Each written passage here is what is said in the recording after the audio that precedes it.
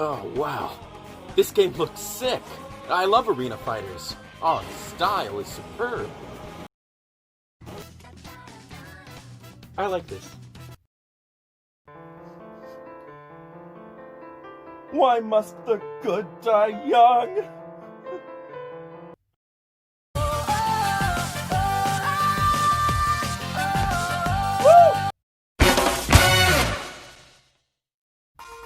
Soak it in, everybody. You are looking at an oddity, something you don't see every day, for I am a genuine fan of ARMS on the Nintendo Switch.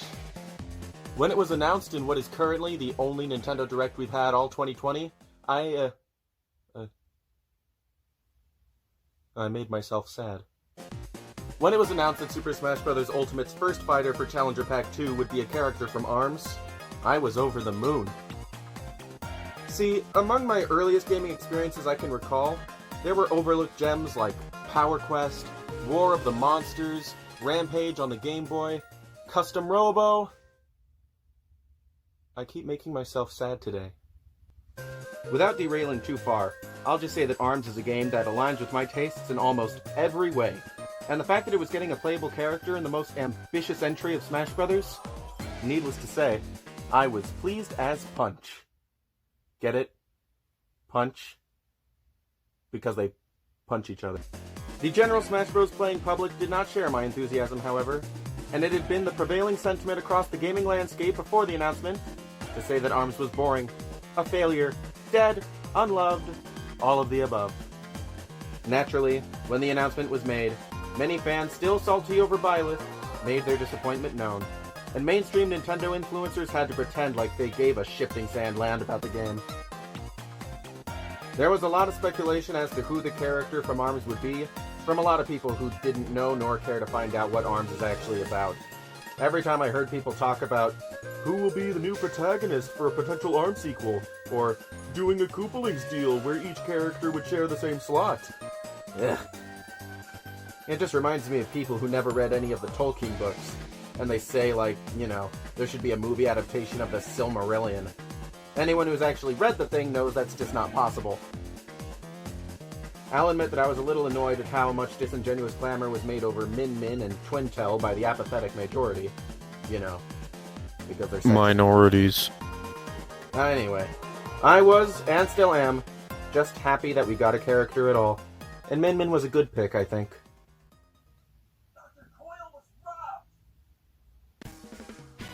So now that she's in the game, I'm sure there are plenty of people out there who'd like to get to know her a little better.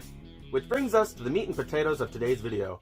For I, a talking sock and avid ARMS fan, I'm going to relay everything there is to know about Min Min. Let's get the superficial out of the way first, shall we?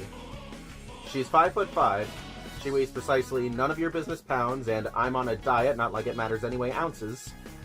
Ethnically, she clearly exudes Chinese persuasion, though she incorporates a certain Japanese flair to her wardrobe, like her Zori sandals, and the Naratumaki on her shoulders, though all her voice lines are in Chinese, so let's just go with Chinese. Though it is currently unclear whether or not the world of ARMS is a one-to-one reflection of the world that we inhabit. Especially seeing as how many aspects of the game draw inspiration from multiple cultures at once as to make up its own unique style. Just as an aside, masks play an integral part in the lore of ARMS, which in themselves are clearly derived from the masks of the Mexican luchador. She's 18 years old, so you know what that means. It means she can legally purchase alcohol in 61% of the world. What good's a bowl of noodle soup without a little sake, right? Now let's look into her personality. Her hobbies include eating her mom's homemade ramen. Aww. She has no brand loyalty when it comes to clothing. Her outfit is a mishmash ensemble informed by her own style and sensibilities. Smart shopper, and a girl after my own heart. Not much in the way of character breakdown is really straight up laid out for any of the ARMS characters, but that's another of the aspects I really enjoy, because a good character exudes personality without one having to read up on them. It should be clear to anyone observing her behavior in game or in artwork that she is selfless, humble, spunky, she has a fiery temper, and a moderate but noticeable chip on her shoulder attitude, which isn't surprising for a short girl with something to prove. And of course, she loves to eat. And now, a little background. Oh. Oh, I get it. A little background. Ha ha ha. Very funny. Min Min hails from ramen royalty. Her family runs the famous Nintendo Noodle House. Nintendo, huh? Clever. So far as we're aware, she's a typical case when it comes to the manifestation of her arms. She got them when she was a teenager, and they take the form of something significant to her. For her, it's noodle. The way people in this world get stretchy arms is a mysterious phenomenon. Once a person gets them, they have to live with the unruly appendages. Innovations in science, as well as some ancient mystic techniques, have found ways to functionally control them by use of masks, as there is a link between the arm's powers and the spirals in the person's irises. But the origin and causes of the transformation are still unknown, despite being a common occurrence for over 1,000 years. All we know for sure is that people get arms, can't get rid of arms. Arms Institute provides the populace with free masks so they can have cognitive control of their arms, and eventually they made a sport out of it. And here we get to the main reason why I wanted to make this video in the first place. You see, Min Min's reveal trailer for Smash Bros. Ultimate alters my understanding of this official lore. We can clearly see that Min Min is not only noodleless in the arms department here, but her eyes lack spirals as well. Not to mention she just wills her special arms into existence, like it's a superpower, and not an uncontrollable mutant phenomenon. I very much doubt that Sakurai and the Smash team would neglect learning central information on a series they were including in Smash. And I also doubt that Yabuki and the ARMS team would neglect letting them in on how the ARMS ability works. So, what gives? Some, who know what they're talking about anyway, have put forth the idea that maybe this is just a non-canon dramatization, Min Min rising out of her humble background as a Noodle House employee and into her new persona as an ARMS champion. While I can see and accept this being the explanation, I still wonder why they decided to show off Min Min's pre-ARMS design here and at this time. You see, across all the artwork, social media posts, etc., never before had Min Min been seen wearing what is obviously the garb of a Nintendo server, nor had it been said precisely at what age her arms manifested. We assume teenager, because that is typically the case with some rare exceptions. Now here's where a theory of mine started to piece itself together. There's a graphic novel about ARMS. It was set to release in 2018, but it got delayed twice.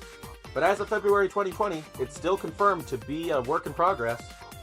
Ian Flynn, the novel's author, has disclosed that Nintendo gave him a lot of free rein when it came to fleshing out the world. While little is known about how exactly the story is going to go or what it'll cover, we know for sure that Springman will be a central focus. New information on Twinkel's ever-elusive backstory will come to light, and every character, with the exception of the then-secret Dr. Coyle, is confirmed to make an appearance. This in mind, I'm inclined to believe that this trailer is a non-canon transformation done for the sake of build-up and suspense. Though I'm also inclined to believe that this design for pre-ARMS Min Min has its origins in, or at least exists somewhere, in the upcoming graphic novel. Now that I've got that load off my mind, let's talk about her abilities. Min Min's arms are made of a light-hitting noodle material, but her left arm can transform into a heavy-hitting mystical dragon. She's also the only character to attack with kicks as well as punches. Where any other fighter would simply do a quick sidestep or double jump to avoid getting hit, Min Min releases a powerful kick, which can deflect punches if timed right.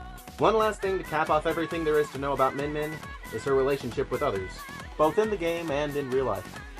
I'm sure many of you know that in real life, Min Min is the most popular character among players, as she was the ultimate victor of ARMS Lab's Party Crash Bash, a series of weekend-long events whereby players picked one or two opposing characters to rack up points in support of their favorite fighter. Not to mention, she is the favorite character of the game's producer, Mr. Yabuki, hence why she was chosen to be in Smash Ultimate over the other 14 characters. In the game, Biff notes that Min Min is jealous of Ribbon Girl and wouldn't mind her own taste of fame.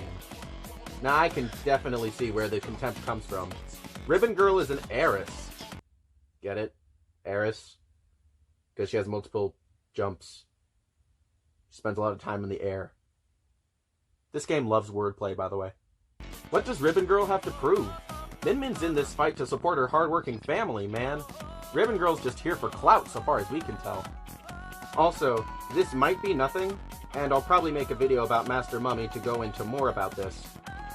But Biff mentions when Min Min faces off against Master Mummy that there's a mummy hospital somewhere in the area. And in this piece of artwork, Min Min is wearing a Candy Striper uniform.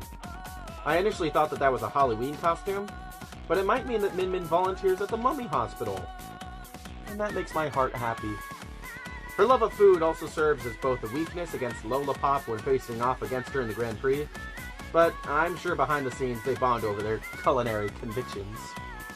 While there's very little to this last one, I'd be remiss if I left out Dr. Coyle's specialized Min Min victory quote. You see, Dr. Coyle has a specialized victory quote against each character when facing off against them in the Grand Prix. And when she wins against Min Min, she says, Ramen out!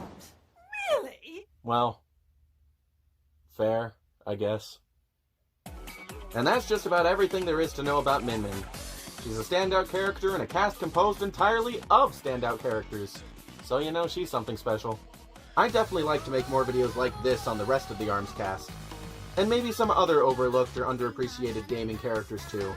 Maybe. So be sure to let me know what you thought of this video, and whether or not you'd like to see more like it. Also, if it's not too much to ask, could you maybe like the video and subscribe to my channel? It's tough to get your start here on YouTube. And every little bit of engagement from you goes a long way in securing my ability to keep doing what I love for you guys. Until next time, see you next time I see you. Thanks for watching this video, and I hope you'll be back for more. I hope to see you there, and I'll see you next time I see you. There. Hopefully.